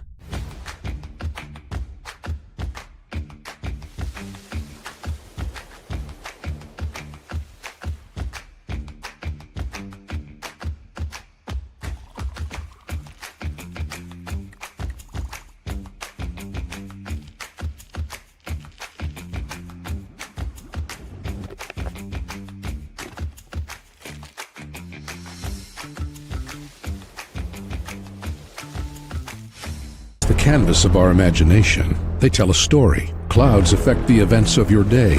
Sometimes they growl, sometimes they inspire, but they're always the messengers of nature's mood written in the sky. Storm Team 12 understands the language of clouds. We're dedicated to decoding their message so you know what to expect. Behind every cloud, there is a story waiting to be told. Trust Ross Jansen and Storm Team 12, alerting you first to the impact on your life.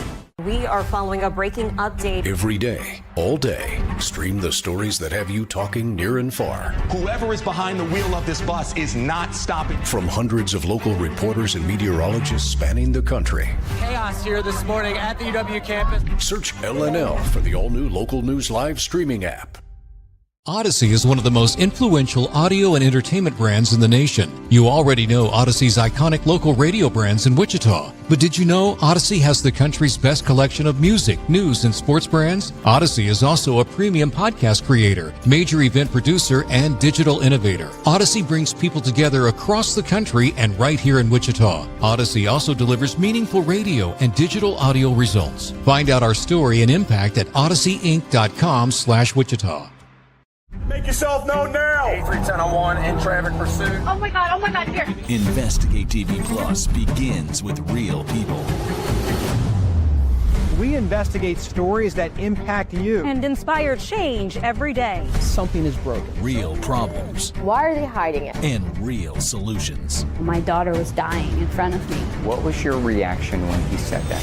Investigate TV Plus, weekdays at 3:30 p.m. on KWCH. Sometimes people tell us, I don't get it, it's just tea. But let me tell you, we are so much more than just tea.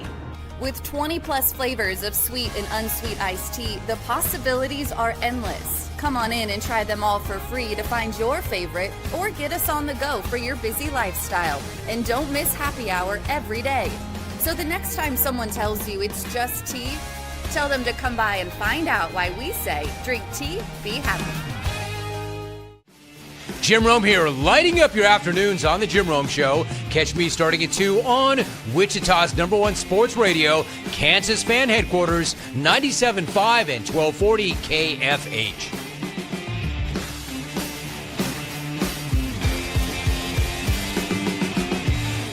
Mornings are busy. We're here to make your mornings better. We report the stories that affect you. 3 more hospitalized from contaminated apple juice just a day after the FDA issued a recall. We're here to make your mornings better. Closing east and westbound lanes of K96 for repairs. With 12 News, you're prepared for your whole day. Scattered thunderstorms across the state into the afternoon. Stay a step ahead with 12 News this morning on KWCH and KSCW.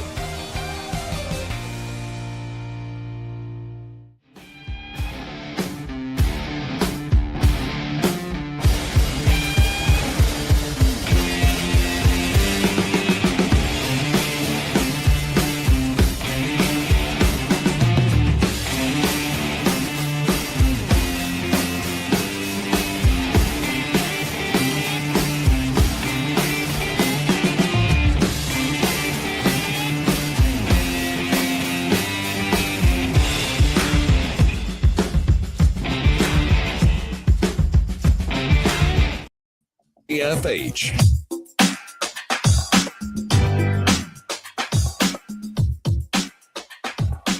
Welcome back in, everybody, to Sports Daily. Glad to be here with you. Sports Talk on KFH, presented by Paramount Plus. Count on Sundays all season long with the NFL on CBS and Paramount Plus. That game you'll see on CBS on KWCH this weekend. Chiefs Chargers. We'll get to that one. It's one of the games we're picking. Oh boy, Brandon is down for the count. He just let us know he's sick. He will not be here. We have his picks, though. So before we get into the picks, TJ, how do we look after last week? We look great, let me tell you. We look amazing, actually. So Jacob has held the lead in this thing. Well, let's see. Since I've made a spreadsheet, basically. So we'll call that week. We'll call that a while. So in week 15, officially a change in the leader in the clubhouse. TJ Cleland is back above 500 is all it takes to get a lead in this thing. 48-47 on the year. I went 4-2 last week thanks to my Steelers Island was a big part of that. I go 4-2. Brandon goes 5-1, so he's 45-50. Jacob goes 2-4. Tommy goes 3-3, excuse me, and Paul goes 1-5. So Yikes. To round out our standings, TJ's in the lead at 48-47, Jacob at 47-48. Brandon in third place has crawled out of the depths of hell, 45-50. And then Tommy and Paul are tied at 43-52. I strive to pay better attention and not give you the last pick every time with all the islands this week, TJ. That is my commitment. Thank you. I appreciate that. If I got that if I wouldn't have taken that Alabama island, I would have had a 2-game lead on you. I don't know what got me so off on the order of things last week, but we'll do better today. All right, Max, hit the music. Let's make some picks. Hey, sports bettors, ready for some picks destined to fail? Time to hear what the Sports Daily staff thinks of the weekend games. All right, tough guy. You're the leader in the clubhouse, leader of the week. You can go first. Army-Navy here. Navy is a 6-point favorite in Baltimore. It is the lone college football game. It is the Service Academy game that gets the stage all to itself. What do you think? From all of the Service Academy football that I have watched this year, and by that I mean one single game, Army looks pretty good. I'm going to take Army plus the points. I think that there's that part of it. I think the other part of it that we talked to PJ Glasser about is that if it's a Service Academy game, there's a real chance it could be a 3-point win or something of that nature. So I'll take Army plus 6. Brandon is taking Army plus 6. I believe, Tommy, you were next in the standings for the week. What do you got this year? Yeah, I mean, this game is always more fun when both teams are good. There have been many years where the teams have been bad and it's just kind of a throwaway game. But both of these teams are bowl teams, right? Like they're both going to bowl games. I know, obviously, Army beat Kansas State in Manhattan earlier this year, and that probably plays into some of the predictions for this particular game. But at the end of the day, Navy is more explosive offensively. I think it's going to be close, but because it's within a touchdown, I'm going to take Navy. I'm going to lay the 6 points. I think they'll win by 7. This one's always pretty simple for me. My dad's an Army vet. I'm not picking Navy. Give me Army, go 6 points. Paul? Anchors away, my boys. Anchors away. I'm taking Navy. I think Paul and I have made the same pick on Army Navy for a decade now. I pick Army because my dad's an Army vet. Paul picks Navy because he gets to sing that song. There you go. The tradition is alive, ladies and gentlemen.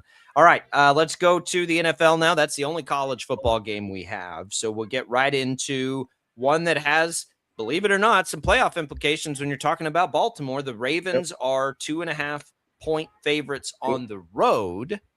Brandon would be first. He takes Ravens minus 2.5. Tommy. Did you catch the report or the conversation that Joe Burrow had where he hinted at early retirement? I did. It was very Andrew Luck-ish. A la Andrew Luck. I don't know. It's weird. The whole situation's weird. What's even weirder, though, is honestly how not great the Ravens have looked. And it's weird. Like Lamar Jackson, he has some flashes where you're like, okay, the old Lamar is going to be back. But then they just, outside of Derrick Henry, overall consistently just not getting it done. I'm actually going to take the points. I'll take the Bengals. I like that 2.5, so I'm going to take them. I was with you on that until I saw that Joe Burrow conversation. And we talked to PJ Glasser yesterday, and he reminded us that the Ravens have been quite a bit better on the road for whatever reason. And the Bengals had the Bills beat. They had them beat. Burrow made a mistake. I hope that's not the case. But with the amount of injuries and stuff he's had, I mean, Tommy, you know that for all the years we did the show. I'm a huge Joe Burrow fan. I think he's so dang good. But he just gets annihilated back there, just like Andrew Luck used to. I'm going to take the Ravens here. Put up or shut up. Lamar's too good to play poorly for this long. He looked a little bit better last week. I think he'll get it done, and I think they'll climb back into it. That brings us to Paul. Well, here's the problem. I've given the Ravens credit after week after week after week after week. I'm tired of giving them credit. I'm going with Joe Burrow. I'm going with the Bengals. I haven't taken the Bengals yet this year. I'm taking the Bengals this week. Enough of the Ravens and all their hype. DJ, you agree? I agree. Bengals. I think the Ravens just kind of stink, frankly, and I'm tired of listening to you talk about how they had a chance to get into the playoffs, and it's for that reason. It's an emotional. That was last year. I haven't talked. No, about that was about year. a month ago. You said that about a month ago. Then they lost a bunch of games. So for that reason, I have some hatred in my heart. I just want them to lose every single game the rest of the way. Give me the Bengals. TJ, you weren't here last year. It's always fun to find things that I knew would drive Tommy absolutely up the wall. That was a last year conversation. Every about week the Bengals. Yeah, about the Bengals. You were, yeah. And they took it to, didn't they take it to week 17? Like with a chance. Final game, yeah. I thought Tommy would have retired that day, I think, had the Bengals actually done it. Because we were it was so easy to poke that bear. What made me so mad, like some context on this, is the Bengals were like, what, 1-7 or something to start the year. And every week you kept talking about the Bengals might make the playoffs. I'm like, they're 1-7. They're 1-7. They almost did. It was week 17, I think, wasn't it? It was either week 16 or week 17 last year. Man, that was fun. Good times. Good times. No, they just wasting away Joe Burrow. It's like wasting away Andrew Luck. God, that drives me crazy when teams do that. And we'll see. We go to the Chiefs. We'll get to that. Speaking of quarterbacks getting annihilated. But first, Bills Patriots round 2. I think I'm up first here. Bills Patriots round 2. Like, I get it. Like, the Bills are like the Chiefs or like the Ravens. They keep getting too much credit on the lines.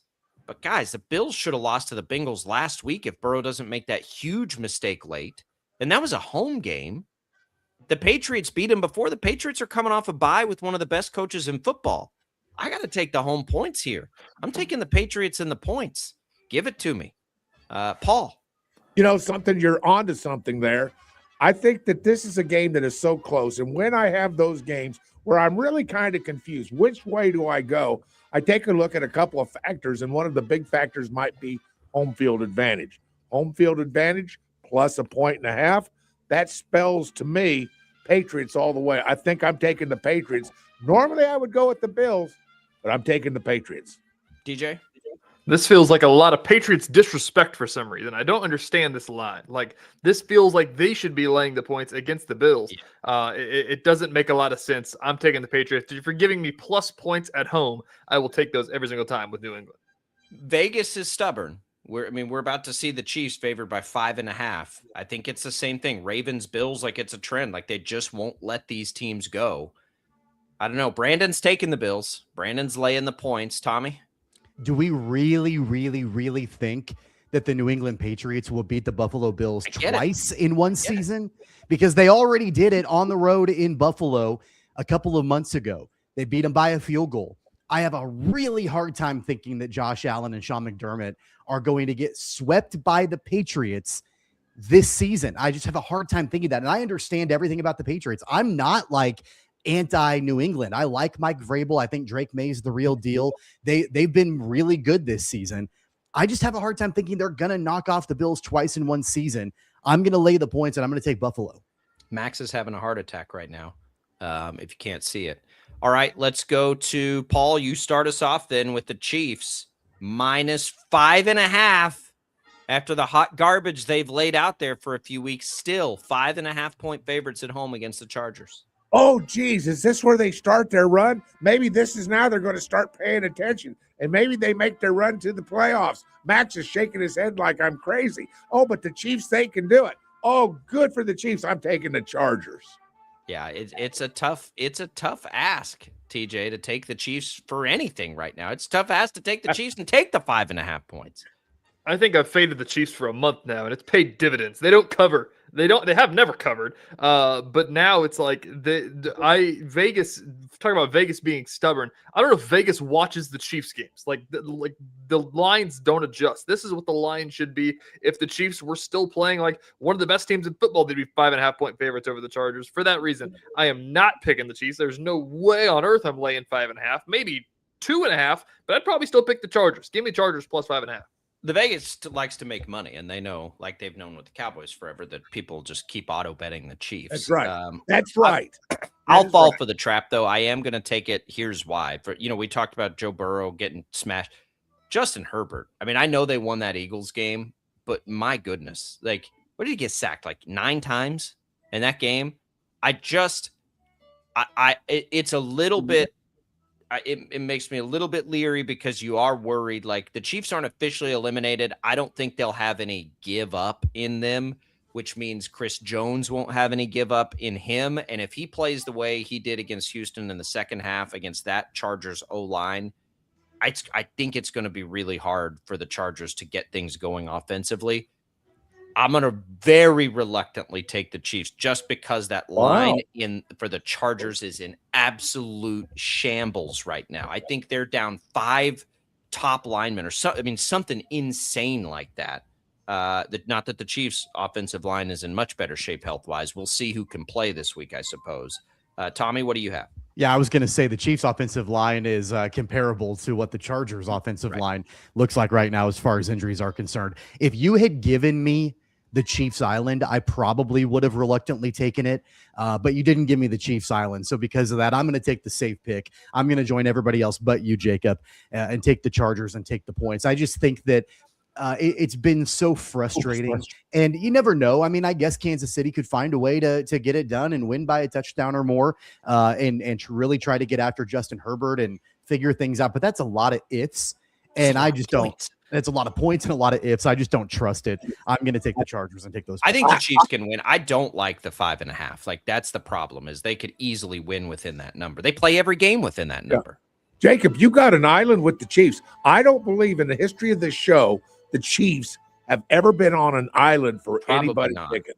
Yeah, I don't probably believe not. And I'm not comfortable with it at all. It is strictly a Justin Herbert line looks terrible. Yeah, the Chiefs line has all the injuries. They still look pretty good against the Texans, who have the top pass rush.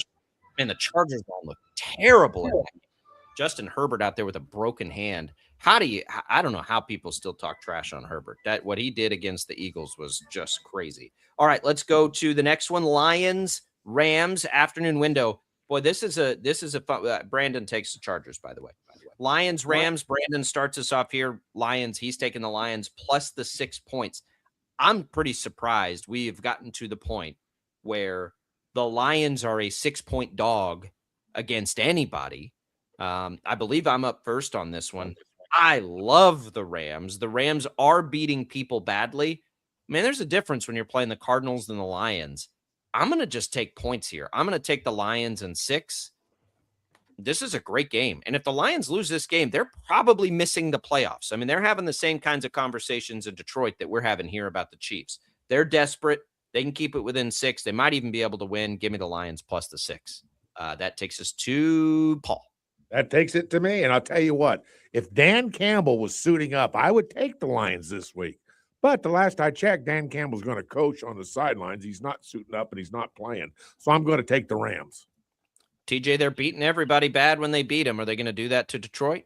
I think they can. Detroit is a little bit like the Chiefs this year, where you can't really figure out what's going on with them. They've got more losses than they typically will. And I think that the Rams are probably the best team in football. I think I'm ready to give them that title. I think that they can really prove it this week if they can put a big number on the Lions. I'll take the 6 points. I'll lay the 6 points, excuse me. There's no island for me here, Tommy, just so you know. Brandon's taking the Lions plus 6, so no islands here. Who you got?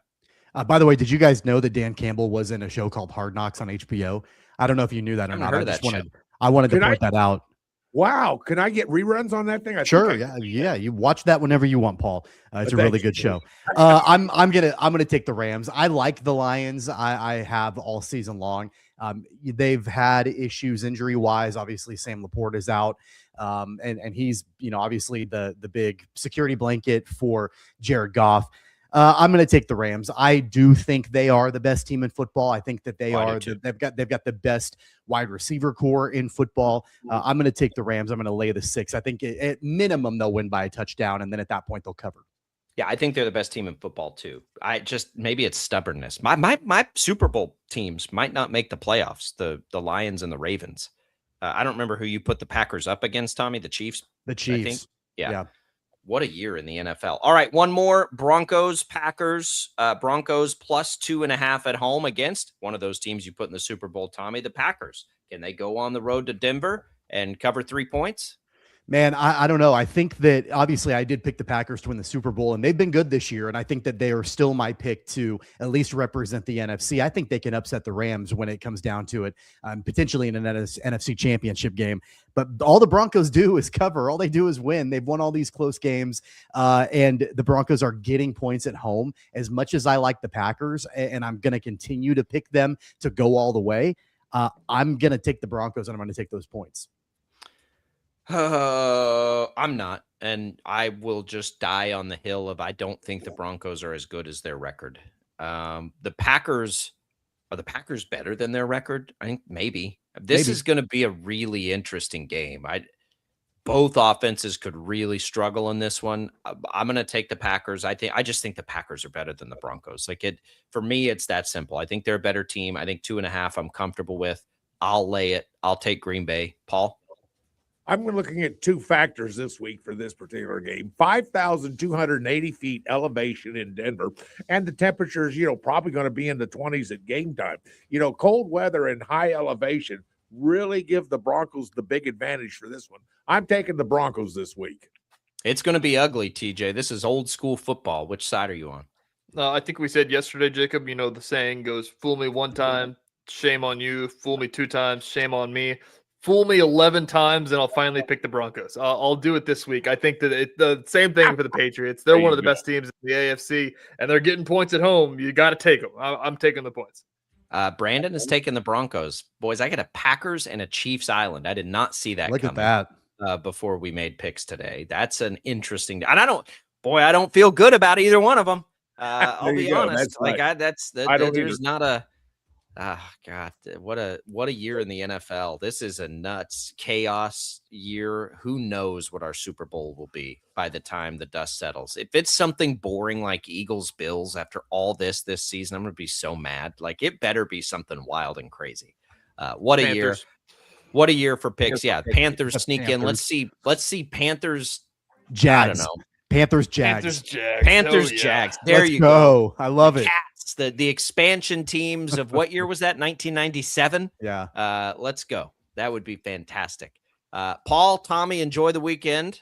Paul, Thanks, you everybody. stick around. Brandon is not here. Enjoy the weekend, and we'll just keep having fun here on Sports Daily. Let's see here. I believe we're caught up on all the business to attend to, so we'll come back and we'll get into Chiefs Chargers. What can the Chiefs do to win this game? Not 5.5 points. That's out. We're done with that. How do they just win this game and potentially stay alive? That's next on Sports Daily.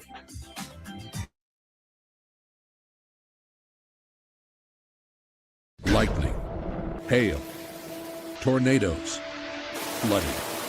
It's the worst of severe weather, and it's coming. Spring brings warmer temperatures, but also dangerous weather conditions. Stay up to date day or night with the Storm Team 12 weather app. You'll get accurate forecasts so you can plan ahead and stay safe, no matter the weather. Download the Storm Team 12 weather app, brought to you by Stutzman's Greenhouse. The future of television has arrived. Next Gen TV is here with stunning video, movie theater quality sound, enhanced voice clarity, and interactive features, all upgradable for the future. Learn more at watchnextgentv.com.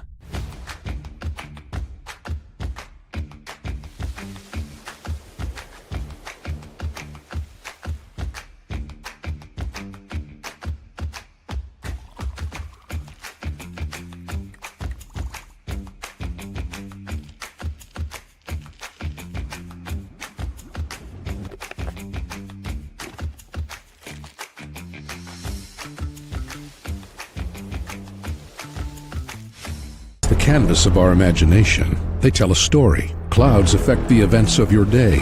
Sometimes they growl, sometimes they inspire, but they're always the messengers of nature's mood. written in the sky. Storm Team 12 understands the language of clouds. We're dedicated to decoding their message so you know what to expect. Behind every cloud, there is a story waiting to be told. Trust Ross Jansen and Storm Team 12, alerting you first to the impact on your life.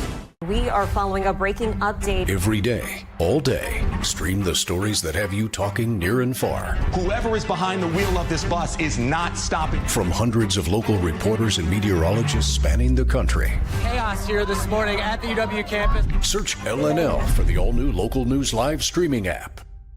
Odyssey is one of the most influential audio and entertainment brands in the nation. You already know Odyssey's iconic local radio brands in Wichita. But did you know Odyssey has the country's best collection of music, news, and sports brands? Odyssey is also a premium podcast creator, major event producer, and digital innovator. Odyssey brings people together across the country and right here in Wichita. Odyssey also delivers meaningful radio and digital audio results. Find out our story and impact at odysseyinc.com/Wichita. Make yourself known now. 310-1 in traffic pursuit. Oh my God, here. Investigate TV Plus begins with real people.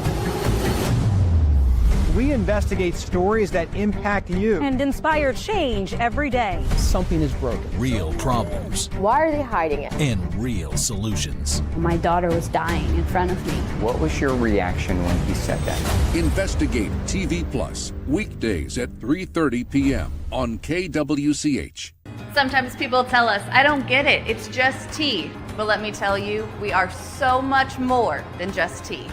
With 20 plus flavors of sweet and unsweet iced tea, the possibilities are endless. Come on in and try them all for free to find your favorite or get us on the go for your busy lifestyle. And don't miss happy hour every day. So the next time someone tells you it's just tea, tell them to come by and find out why we say drink tea, be happy. Jim Rome here, lighting up your afternoons on The Jim Rome Show. Catch me starting at 2 on Wichita's #1 sports radio, Kansas fan headquarters, 97.5 and 1240 KFH.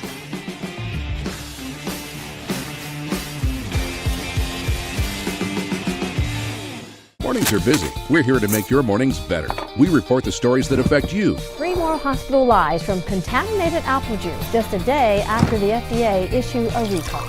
We're here to make your mornings better. Closing east and westbound lanes of K96 for repairs. With 12 News, you're prepared for your whole day. Scattered thunderstorms across the state into the afternoon. Stay a step ahead with 12 News this morning on KWCH and KSCW.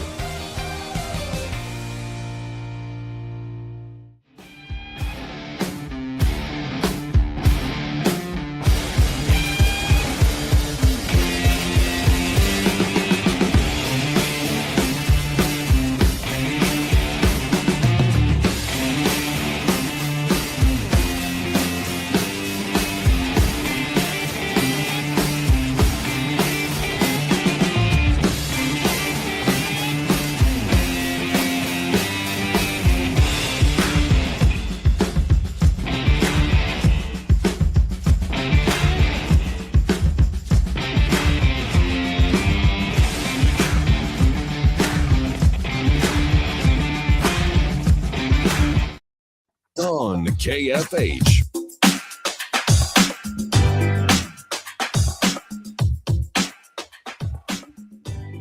All right, welcome back in, everybody, to Sports Daily. Glad to be here with you. Boy, I no offense to the some of these bowl games that I didn't even see this weekend.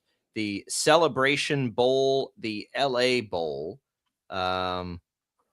the Villanova-Tarleton State game, missed those in our picks. My apologies. The LA Bowl thing, whatever it is, the Boise-Washington, that could be a decent game. Here's why I hate bowl games, and here's why I hate picking them. Army-Navy, they're going to bring it. They're going to play hard. I would just as soon not pick any bowl games that aren't college football playoff games. We don't even know who the hell's playing in these games anymore. No offense intended to these bowl games that are happening this weekend. Let's talk Chiefs-Chargers here, boys. TJ, the Chiefs, they've got life. They've got a pulse. No matter how much we want to laugh at that, roll eyes at that, whatever it is, technically speaking, they have a pulse. None of it happens if they don't beat the Chargers. So we have called the last 2 games they have played, the Cowboys game and the Texans games, playoff games. They lose them both, and yet here they are with another playoff game. This one's probably a little more literal on that. Yes. Can they finally win a playoff game here in 2025? That's the thing that I was talking to Schwenke about last night at work, is that, you feel like you're being facetious because you've said for a month now that this is a must-win game, and then they lost, and then so this one is now a must-win game, and now they've lost so many must-win games that this is actually a must-win game.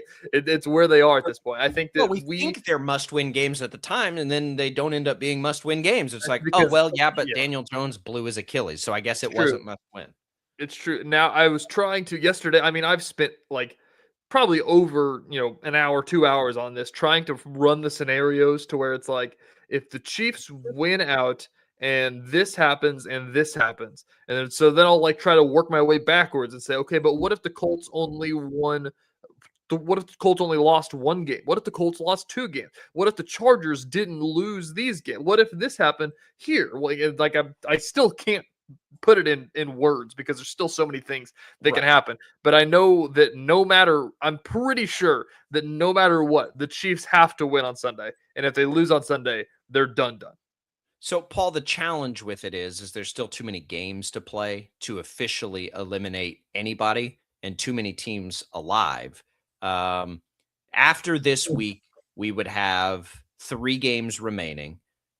So Buffalo, the Chargers, Jacksonville are incapable of getting after this week to 8 losses, which is where the Chiefs would be at that point. You would still have Houston capable, but you'd lose the tiebreaker. And then it gets into, Pittsburgh, Baltimore, probably at that point's irrelevant too. So it may, this may be it. This is probably that less than 10% piece of it because of the tiebreaker loss to Houston. If they lose, they're done. I'm pretty sure. I think you're right on that, TJ. But they know that anyway. We probably all feel like if they lost to the Texans, they were done. So you just can't put the fork quite in there yet. But when you've got something to play for still, right? Until you're done, you're not done. And they're not done, technically speaking. Not that I think, I don't know. Do any of us think, Paul, do you think the Chiefs would ever get to a point where they're not giving full effort? I don't think they're wired that way. So maybe it doesn't matter too much, but they've got everything to play for, at least on paper. Good. Guys, you guys need mental help. Seriously, you guys really need some help. And You're talking to Max too much, aren't you? Yeah, Max is in there. Max is in there manipulating Paul. For guys' sakes, 4 weeks in a row. Oh, the Chiefs, this is a must win. But they're still in it. Listen to yourselves. I'm here for you guys. Don't change our inflection. You're changing inflection. We're not saying, but they're still in it. We're saying, but they're still in it. There you go. Right? There's a big difference there. There's a difference in that. There's a difference. Of course there's a difference. And that's why we're going to get you the help that you guys need. Listen, this is a team that's horrible in turnovers. They can't get turnovers. They've got a lot of problems on this team. I don't know how at this point of the season, how you guys can sit here and say, well, gosh, this is it, guys. We're talking. I'm with you, Paul. I think we're talking strictly mathematically speaking. Yeah, we are. They are not. Oh my God. Max takes this as such a personal affront because he's the biggest sensitive Sally Patriots fan I've ever met. Nobody's saying we think anything's going to happen. We're simply trying to state mathematical facts that they are not technically eliminated yet. So, when KFH starts a math show, I'm going to put you guys as the co-hosts, okay? You guys can run the math show and do all the equations and all the things that you want to do, but this is the real world. This is the world of football, fellas. You were done when your team no longer expects yourself to win, will find a reason at how to lose, and that's where this team kind of is right now. Defending champions, a lot of championships in the last couple of years. I get that. I understand that. Are there a lot of talented players on this team? Yes, I get that. But this is a team that is lacking in certain things when you look at, and I like to go to the fact that they're not causing as many turnovers as most of the teams in the NFL. I just think that I just think this is it. The Chiefs are not the team this year.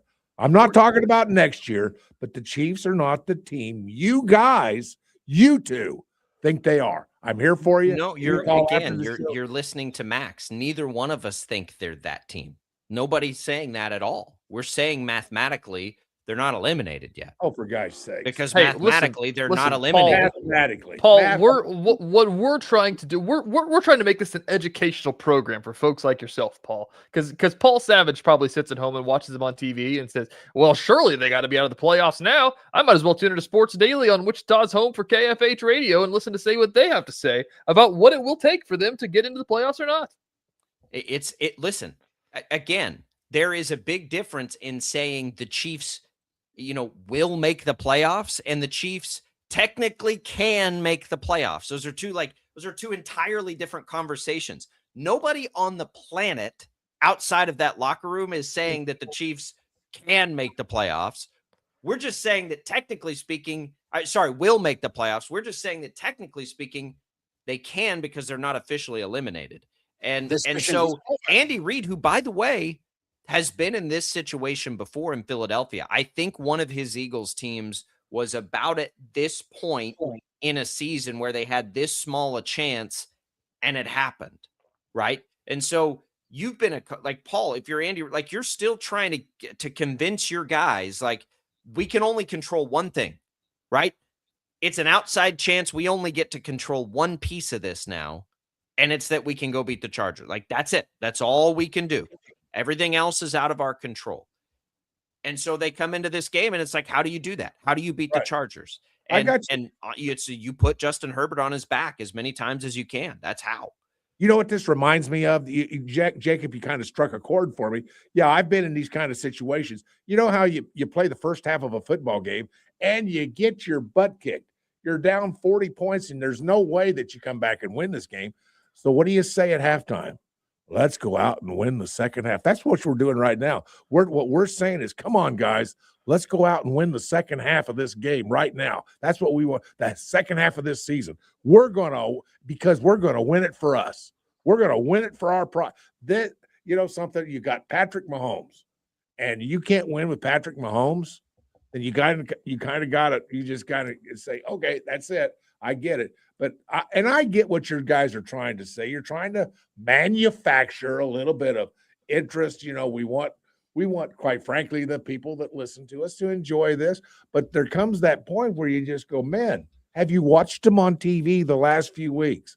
And I know we all have. Who hasn't? You can't help yourself. We're Kansas City Chiefs fans. That's our number one team for all of us. But, there just comes that point where I get a little, upset, I guess, that they're not playing as well because they've got talent and they've got Patrick Mahomes. And but there comes that point where you got to let go. I've let go. Paul, I want to pose you this question. If like you're saying here, they've got Patrick Mahomes and they've got a team that should have been better than last year's team, probably. You still got Andy Reid coaching this team. What's it say about the Chiefs that they can't make the playoffs with this group? What's Paul Savage's brain think about that? Something that is a really good question because it's probably a combination of certain things. But somehow, some way, this is a team that has not bonded together and trusts each other. That's what part of what this has got to be. I don't know what else it could be because you've got Patrick Mahomes. You've got a great coaching staff. You've got Andy Reid. You've got, this team should have it all. They should be competing. And now I know there's been some injuries. But guys, this is the NFL. Something, everybody's going to have some injuries. Everybody's going to face the injury bug somewhere along the line. I'm not sure I can say what it is, but you know it when you see it. And granted, there's only 3 weeks left, I believe, and I think that's right. And so when you look at what's left and you think of where it's got to be, it's just sometimes you got to say, something, let's just root for the Chiefs because they're the Chiefs. Just have some fun with them because they're our team.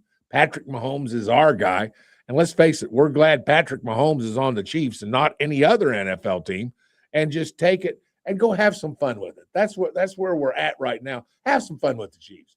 TJ Trey Smith practiced a little bit yesterday. Wanye Morris and Jawan Taylor did not.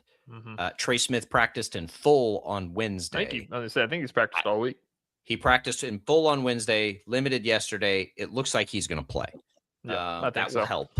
That will makes a help. difference. And if you're going to get into the kind of game with the Chargers where you're trying to just like win with defense, getting Trey Smith back helps because maybe they run the ball a little bit more. You know, the formula against the Colts, right? The just really see if you can't do it that way probably is in play here too, I would think, for the Chiefs. They may be interested with Trey Smith back and trying to just win a game that way again. It's desperation time. I know they like to throw the ball, but right now their receivers can't catch the ball. I don't know. Like, can you trust your running backs to do something like that, though? Are you going to hand it off to Kareem Hunt 30 times again? Like, I don't know. No, they didn't have Pacheco. They wouldn't have to give it to Hunt 30, but they might give it to collectively both of them 28. I mean, maybe if it's working, yeah. If you trust your defense to get after Herbert, I think you trust your run game to at least not make a mistake and turn the ball over. I think from what we've talked about what it looked like against the Texans, the way the defense played, like if you're the Chiefs, like something's got to change, and you can't change that much about the offense because of the pieces and the cards that you've been dealt. But like you can basically just say like, guys, let's go win 10-7. Like just figure out a way to get to 10 points, basically. And Make sure realistically, if you took away the fourth down, I talked about this yesterday. If you take away that fourth down that they didn't get, which I believe resulted immediately in a Texans touchdown, and then the late field goal in garbage time, basically, like they only scored 10 points. Like there's a realistic world.